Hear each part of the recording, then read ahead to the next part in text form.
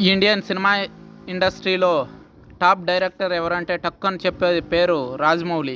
ఈయనకు జక్కన్న అనే Nick name కూడా ఉంది.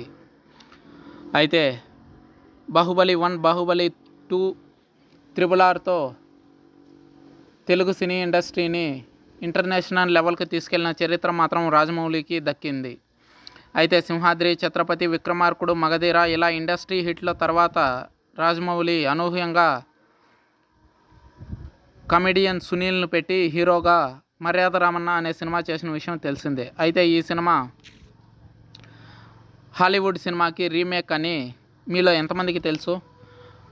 100 ఏళ్ల క్రితం వచ్చిన హవర్ అనే సినిమాని బేస్ చేసుకొని ఈ స్క్రిప్ట్ రాసుకున్నారు రాజమౌళి కజిన్ ఎస్ఎస్ కంచి. ఈ కథ నచ్చడంతో రాజమౌళి ఆ సినిమాను హీరో సునీల్ను పెట్టి తెరకెక్కించాడు. అయితే 14 కోట్ల ఖర్చు పెట్టి తీసిన ఈ సినిమా 60 కోట్లకు పైగా వసూళ్లను రాబట్టింది.